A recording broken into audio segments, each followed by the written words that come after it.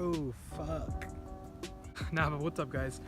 Today we're gonna be doing an install on the 350Z today. What I got right now is a double din Pioneer, and as of right now, these buttons right here, if I can show you, these buttons right here, the volume and plus and all this kind of stuff on here, does not work. The only thing that does work is this.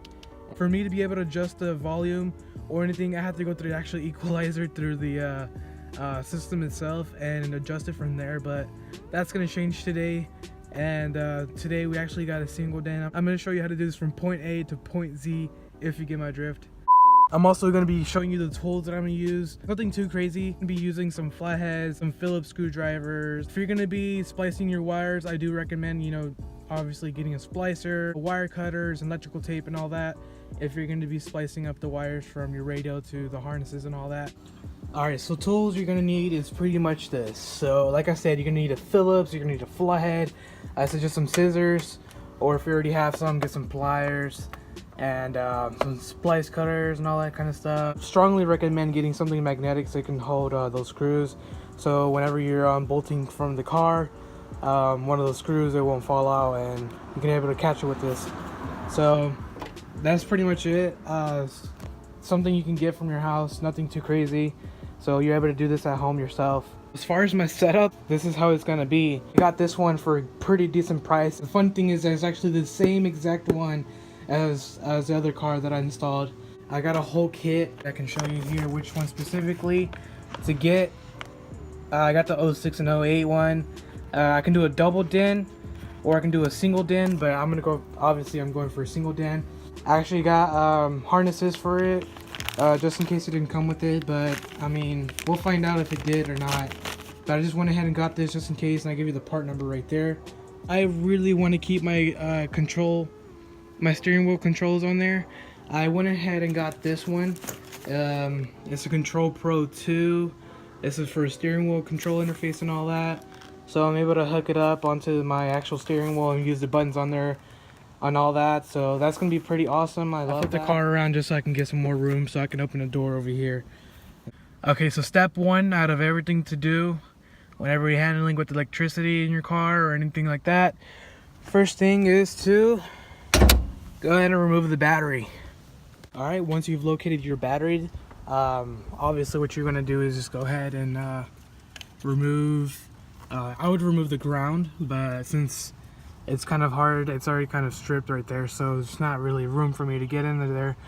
So I'm gonna have to run to the store and buy another one sometime soon, but not now. But as of right now, what you're gonna do is remove the ground. But if you can't, just go ahead and remove this other one.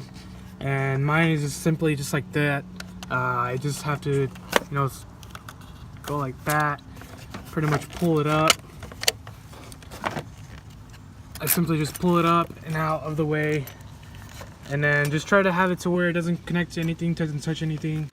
Alright, the next thing would be is to remove your center console where your shifter goes. If it's an automatic, then you pretty much fucked. No, I'm just kidding, but there are ways for taking off for automatics. I just don't know how to do it, so I'm just go ahead and remove the shift knob.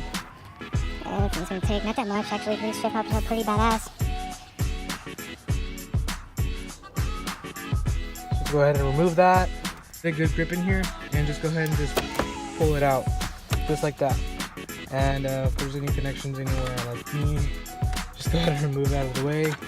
Alright, now that you have it out, pretty much what you're going to be doing is taking off that connector on there and the one underneath it right there, and just remove those. Alright, now that you have it out, set to the side. Alright, so next thing you're going to want to get your Phillips. You're going to get that screw specifically right there and that right there. After you get those two screws out, what you're pretty much going to be ending up with is you're able to pull this out. Now just be careful with it. Just go ahead and just pull slightly. It might come off a little bit harder for you, but just get a pry tool or one of those flatheads. But if you don't care about damaging any parts with the flathead, or you know, risking it, then just use a pry tool. It'll make it a lot easier for you. Before you remove that, there's going to be two screws. If there's different models, there's like a thing you pull off here and get those two screws back there, but this one doesn't have it. You just go simply just back there, and just remove the screw from right there and one over here, but it looks like I don't have it. So and I'm just gonna see which other ones you need to remove. I'm pretty sure there's like 1 or 2 more that I have to remove here, so let me find out. After you remove those 2 screws from back there, what you're gonna get is the ones from down there. Get that screw right there, specifically where I'm pointing at, and the one over there that's holding down those brackets, that's pretty much holding this down. So let's go ahead and just remove those 2 screws from down there, those 2's here if you haven't already, and you should be able to pry it out pretty much.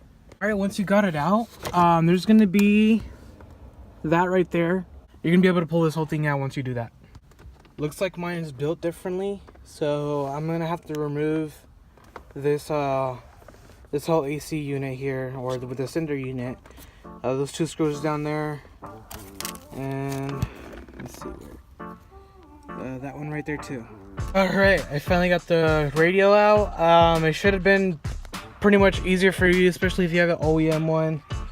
For me, it was kind of a hard hassle to do right now, so I just went ahead and removed it right now, and I'm just gonna go ahead and disconnect all these wires and stuff that are behind it. We got everything out, and I actually plugged in the harnesses that I bought, so you actually will pretty much need those. And it looks like it's just pretty much gonna be wiring it up and electrical tape. So yeah, let's go ahead and get the new radio, and let's see if we can go ahead and get let's get the harness radio that comes with it, and go ahead and wire those up to that and see how it goes.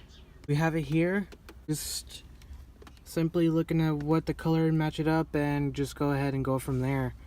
Connect to the color, so like purple with the purple, the red with the red, obviously. And there's 2 like different greens. There's like a green with black, and you also see over here there's also like a green with the black and just a green itself. So you pretty much take it from right there. This is where that wire splitter comes in, so you can just go ahead and remove those from here and just go ahead and splice them up from there. So let's go and do that. It's already getting dark, but I have everything pretty much wired already. I have it already electrical taped and everything, so you just pretty much put it all where your colors needs to be, and other than that, you're pretty much set from there, because there's nothing else to do. I mean, you'll have these 2 blue, you have this blue and orange wire hanging, and then this ground, you don't necessarily have to ground it exactly, because I just tried it right now by myself off the camera, and it worked perfectly fine. But if it does come to the case where it shuts off or anything, or have bad grounding, then yeah, I'm gonna definitely consider doing that. But other than that, it should be just as is. It's now for steering wheel button controls, this actually is kind of complicated. It comes on a wire like this. Pretty much you connect it on here, and I'm gonna have to figure out how to do this for sure, because I'm kind of new to all this. So as y'all can see, I kind of been messing up trying to just take off this whole center console. So I'm kind of new at all this, but this is definitely something, like, if y'all trying to do this by yourselves, it's definitely doable. Take it from a person that don't know much about a lot of things, so kind of getting there, learning yourself, and that's pretty much what it is, guys. So just try it yourself. Just try not to fuck up. Don't pull anything too hard, because then you'll break it.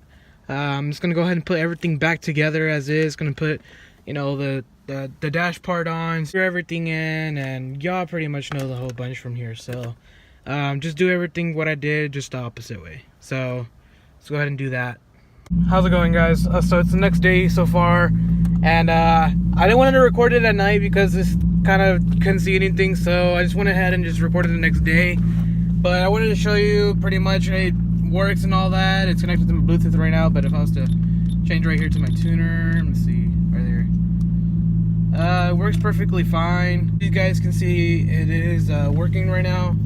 And as far as my steering wheel buttons, I didn't actually install it. I'm gonna have somebody else install it, because it was kind of a not difficult process, but just something I can't really, like, I'm not knowledgeable of doing it, so I'm just gonna have somebody else do that for me.